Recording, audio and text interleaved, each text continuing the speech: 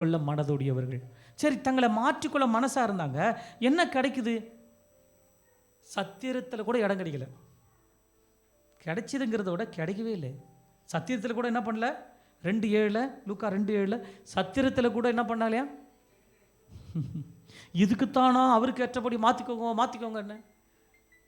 இப்போதாங்க இடம் கிடைக்கல, சத்திரத்தில் தான் இடம் கிடைக்கல. ஆனால் நாள் வருது. யோவான் 19:27-28 இந்த வசனங்களுக்கு தெரியும். ஆண்டவர் சிலுவையில் சொன்ன வார்த்தையில் ஒரு வார்த்தை. அந்த வார்த்தையில் யோவானை அழைத்து மரியாளை ஒப்படைத்து கடைசி வரையும் பார்த்து கொள்ளும்படி ஒரு அடைக்கலத்தை ஏற்படுத்தி வைத்தார். அப்போது கர்த்தருக்கேற்றபடி மாற்றிக்கொள்ள மனதாக இருந்தோம்னா அப்படிப்பட்டவர்கள் தேவன் ஒரு அடைக்கலத்தை வைத்திருக்கிறார். அவர்களுக்கு அடைக்கலம் கிடைக்கும். அடைக்கலம்னா என்ன? அவங்க அலைந்து தெரியாதபடி அவங்களை பராமரித்து நடத்தி பாதுகாப்பாக அமைதியெல்லாம் மகிழ்ச்சியாக நடத்த அவங்களுக்கு ஒரு இடம், ஒரு வழி பறக்கும். அப்போது அதில் கூப்பிட்டு யோவானை கூப்பிட்டு, அதோ இதுக்கப்புறம் இவங்க தான் உன் தாயானை ஏற்றுக்கணும்.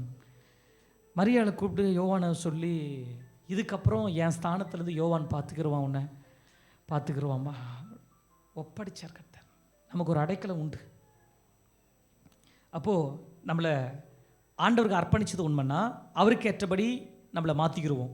அவருக்கு ஏற்றபடி இன்னும் நம்மளை மாற்றிக்கலைன்னா நம்ம ஆண்டவருக்கு நம்மளை இன்னும் அர்ப்பணிக்கலைன்னு அர்த்தம். நம்ம இஷ்டமாக வாழ்ந்துருக்குறோம், உலகத்துக்கு ஏற்றபடி நம்ம மாற்றிக்கிட்டு போயிட்டுருக்குறோன்னு அர்த்தம். ஸோ அதனால தான் ஈவன் பாருங்கள், யோசேப்பு கூட மாற்றிக்கிட்டாரு. யோசேப்புடைய பங்கு மிக முக்கியமான பங்கு. யோசேப்பு ஒரு யோசனையாக இருந்தார். நைட்லாம் தூங்கலை. நைட்டில் ஒரு யோசனை இருக்குது. என்ன யோசனை? மரியாளை எப்படி தள்ளிடணுமா? ரகசியமாக. நல்ல கேரக்டர் தான். நல்ல ஒரு வேற என்ன இருந்தால் இதை பேசு ரெக்கார்டாவது பேசு அப்படி எடுத்து எல்லாம் ஊரெல்லாம் போட்டு பரப்பி அவமானப்படுத்தி. உண்மையான நேசம் பாசம் உறவுகளை அவமானப்படுத்தாது. வெளியில் போய் சொல்லி தூத்தி அவமானப்படுத்தாது. அதான் சண்டையானாலும் பிரச்சனையானாலும் வெளியில் போகாத விஷயம். அதான் உண்மையானது. அப்போது ரகசியமாய் தள்ளிவிடலாம் யோசனையாக இருக்கும்போது அந்த யோசனையோடு கர்த்தர் குறுக்கிட்டு, யாருக்காகனா தன்னை மாற்றிக்கொள்ள மனதாய் இருக்கிற மரியாளுக்காக கர்த்தர் சூழ்நிலையே மாற்றி கொடுத்தார். எத்தனை பேர் ஆமை சொல்கிறீங்க? எல்லாம் சொல்லுங்கள். நான் கர்த்தருக்கு ஏற்றபடி என்னை மாற்றிக்கொள்ள மனதாயிருக்கும் பொழுது எனக்காக சூழ்நிலையே மாற்றி கொடுப்பார். விசுவாசிக்கிறங்க ஆமேன்னு சொல்லுங்கள். அப்போ கர்த்தருக்கு ஏற்றபடி என்னை மாற்றிக்கிட்டு நான் வாழும்போது கட்டாயமாக யோசேப்புக்கிட்ட மரியாதை போய் பேச வேண்டிய அவசியம் இல்லை, மரியாளுக்கு எஞ்ச வேண்டிய அவசியம் இல்லை. எப்பான்னு நிச்சயம் பண்ணிட்டேன், இந்த ஐஸ்வதி விட்டுறாத, இப்படி தான் ஆண்டவர் பேசினார் போய் சொன்னாலும் நம்ப மாட்டாங்க. அதனால் கர்த்தரை டைரெக்டாக போயிட்டாராங்க. டைரெக்டாக கர்த்தரை போயிட்டார். மரியாதைக்கிட்ட சொல்லி, மரியாதை நீ போய் சொல்லு யோசேப்புக்கிட்டன்னு சொல்லிலாம் அனுப்பல. ஏன்னா சொன்னால் நம்ப மாட்டாங்க. நீ வளர்ற பைத்தியம் முடிச்சு போச்சு, நல்லா தான் இருந்த நீ. அதனால் யார் போனது? தங்களை மாற்றிக்கொள்ள கர்த்தருக்கேற்றபடி மாற்றிக்கொள்ள மனதாக இருக்கிறவர்களுக்கு கர்த்தரே போய் பேசுவார். வழக்காடு அங்கே போய் யோசேப்பு தரிசனத்தில் தூதர் அனுப்பிச்சு தோன்றி பேசி உண்மையை சொல்லி மரியாதை சேர்த்துக்க. சிம்பிள். யோசேப்பு அப்படியே அர்ப்பணித்தார். அப்படியே அர்ப்பணித்து கடைசி வரை உண்மையாக இருந்தார். அப்போ சிந்தித்து பாருங்கள், எந்த அளவுக்கு தங்களை மாற்றிக்கொள்ள மனசாக இருக்கிறவங்க மேலே ஆண்டவர் அக்கறையாக இருக்கிறார். ஆனால் நீதிமொழிகள்லாம் சொல்லுது, மாற்றிக்கலன்னா சகாயமின்றி சடிதறி நாசம் முடியும். ஆனால் மாற்றிக்கிட்டிங்கன்னா கடைசி வரை உங்களுக்கு ஒரு அடைக்கலம் உண்டு. பவுலை குறித்து பார்க்குறத சொல்லி முடிச்சிடுறேன். அப்போஸ்தலர் 9:6 பவுலை குறித்து எல்லாருக்கும் தெரியும்.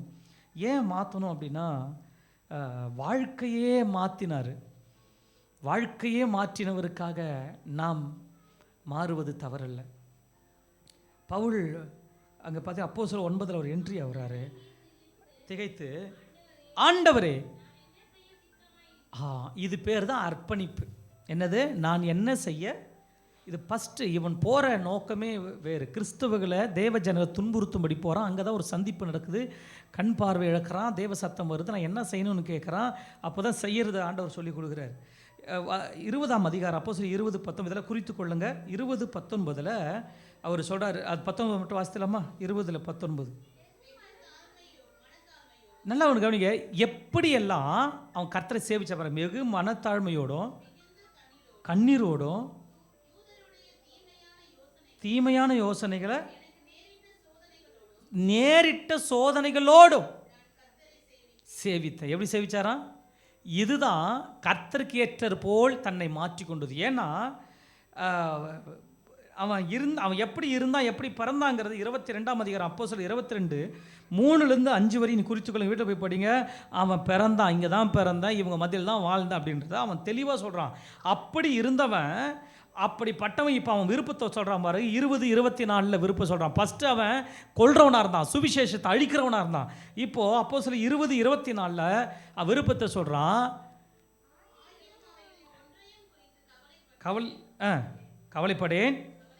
கவலைப்படு, என் பிராணனையும் எண்ணேன், என் ஓட்டத்தை சந்தோஷத்தோட முடிக்கவும்.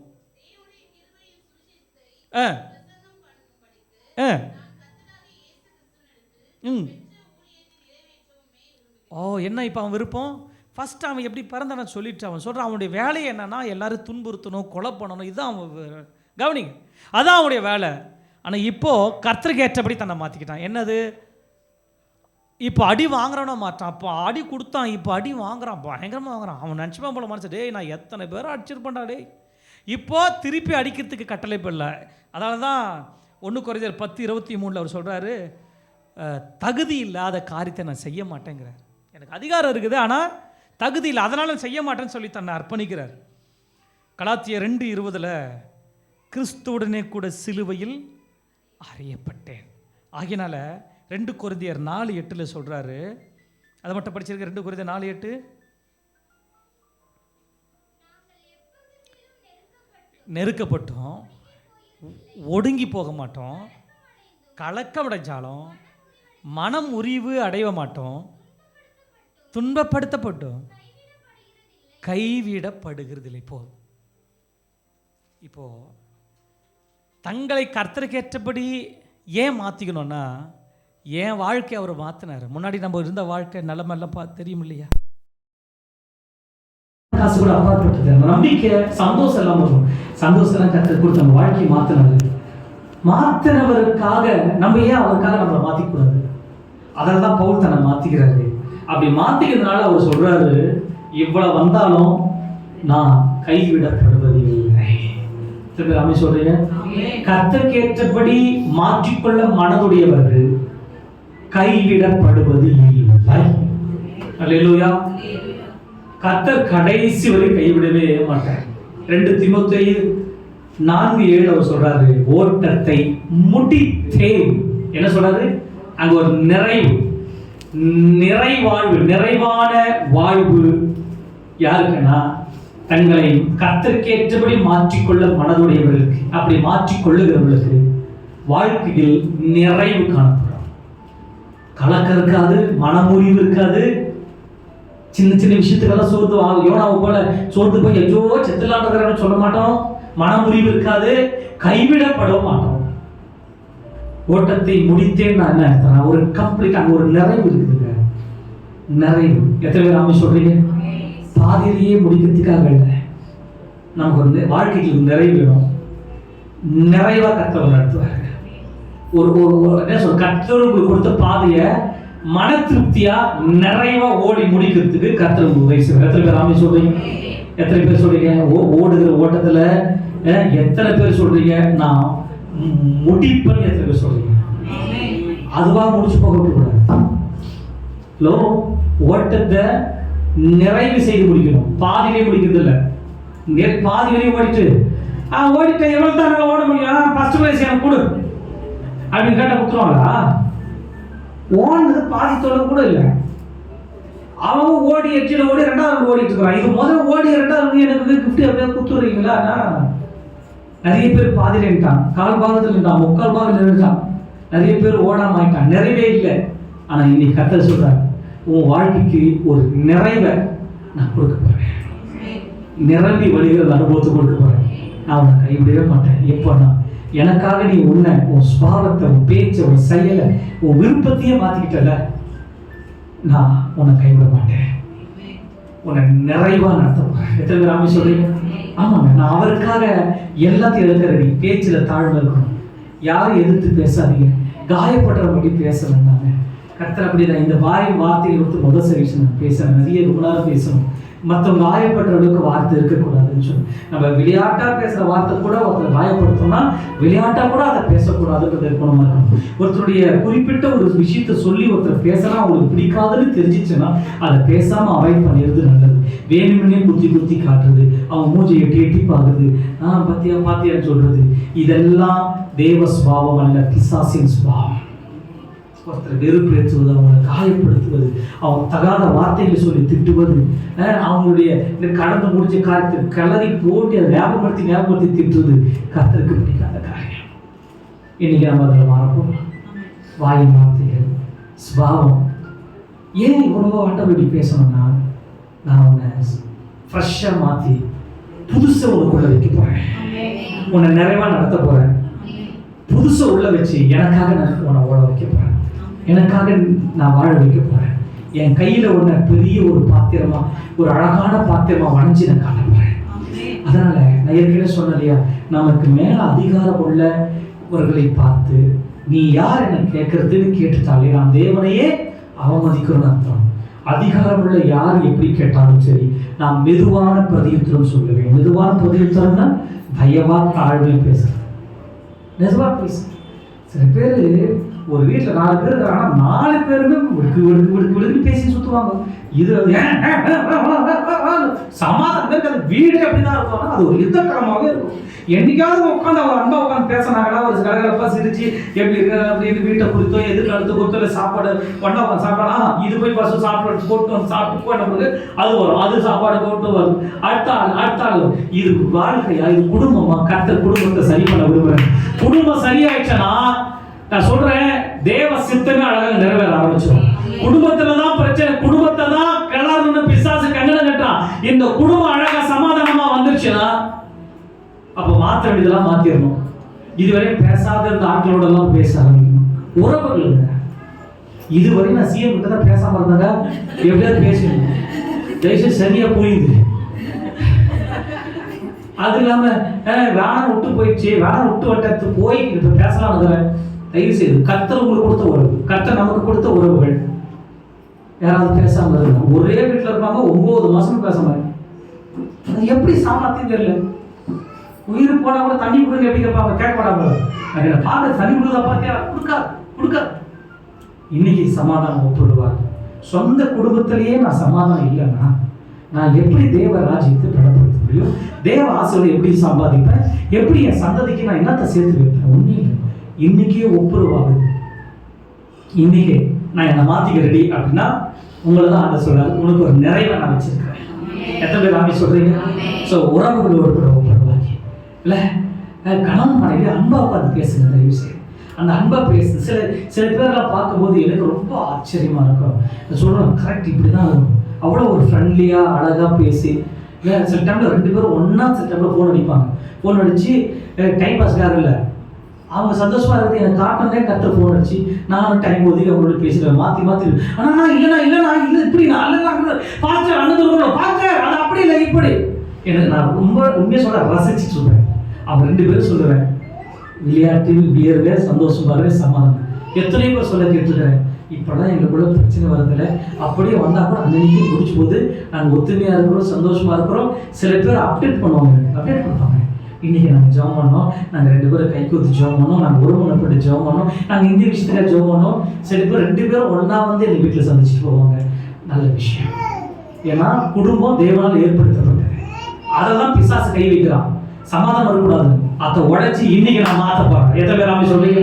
எல்லாத்தையும் மாற்றணும். சுபாவ ரீதியா, பேச்சு திறன், என்னுடைய நடக்க, என்னுடைய செயல். ஒருத்தர் கண்டிச்சு வேணாம் தப்புன்னு சொன்னா மாத்திக்கிறேன். எத்தனை பேர் ஆமென் சொல்றீங்க?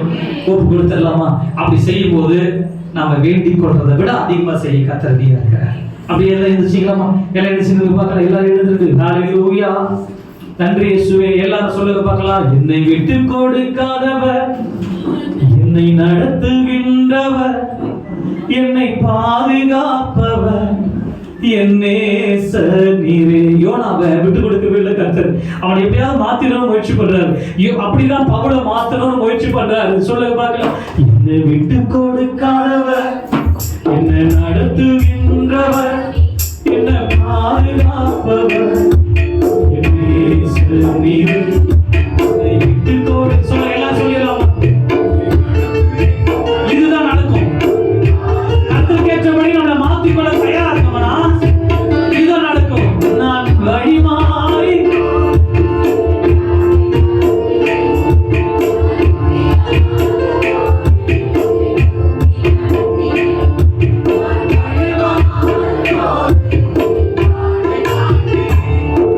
நான் முடியாத போது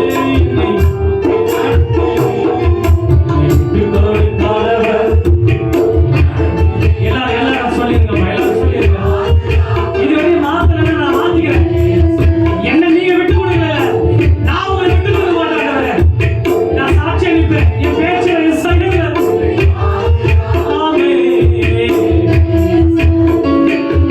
நான் வழி மாறும் போது நாளை காட்டி நான் முடியாத போது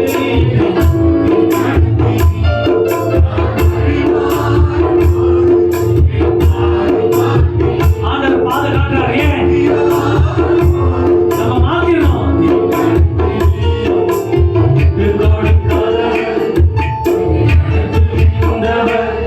என்னை பாதுகாப்பவர்,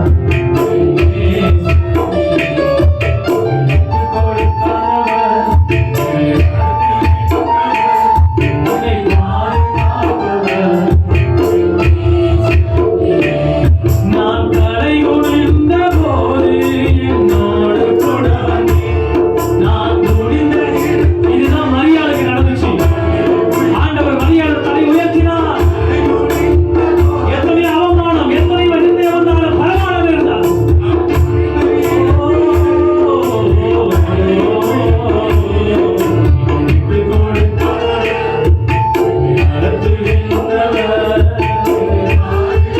எல்லாரும் அர்ப்பணிச்சிருக்கோம். ஆண்டவர் உங்க கூட பேசுறது உண்மைதான். இங்கே எல்லாத்தையும் அதிக பண்ணி விட்டுட்டு போயிரு. ஆண்டவர் உங்களையும் குடும்பத்தையும் சுத்திகரித்து உங்களோட குடும்பமா கர்த்தர் ஆசீர்வதித்து உயர்த்த ஆண்டவர் சித்தமா இருக்கிறார். நீ விட்டு கொடுக்காதவர்,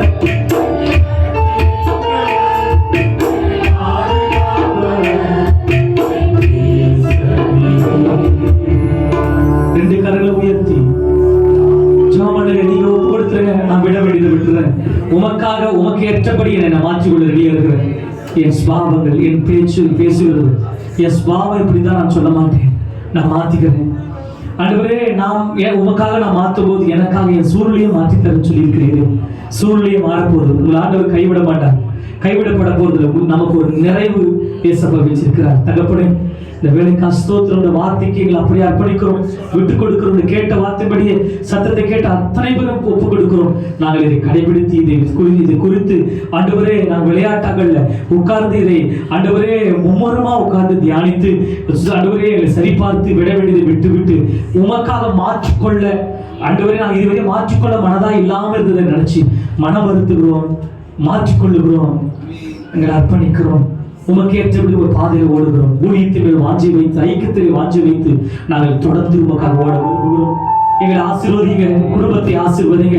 ஆண்டவரே, நீங்க பலப்படுத்துங்க, எதிர்காலத்தை பொருட்படுத்தி விடுங்க. அந்த பிள்ளைகள் ஆசீர்வதி திரும்பி போகும்போது பாதுகாப்பின் தூதர் அனுப்பும் சுகமானத்தை நடத்தி வாய்க்கப்படும். இயேசுவின் மூலம் நல்ல பிதா, கர்த்தராகிய இயேசு கிறிஸ்துவின் கிருபையும் பிதாவாகிய தேவனுடைய பரிசுத்த ஆவியானவருடைய இணையற்ற ஆசீர்வாதம் வழிநடத்தும் பாதுகாப்பு இன்று உள்ள சதா காலங்களில் கர்த்தரை விட்டு நான் அனைவரோடு காத்துக்கொள்வதாக. ஆமென், ஆமென். ஹல்லேலூயா, ஹல்லேலூயா. ஒருவருக்கு கரங்களை கொடுத்து வாழ்த்து சொல்லுங்கள். கர்த்தர் ஆசீர்வதிப்பாராக. இன்னைக்கு மாலையில எல்லாம் பிராக்டிஸ்க்காக இந்த நேரத்தை யூஸ் பண்ணிக்கோங்க. டைம் வேஸ்ட் பண்ணாதீங்க. எல்லாரும் அவங்க தலைவர்கள் ஐக்கியத்துல நீ கலந்து பேசி பிளான் பண்றது, பிராக்டிஸ் பண்றது பயன்படுத்தி ஆசீர்வதிப்பாராக.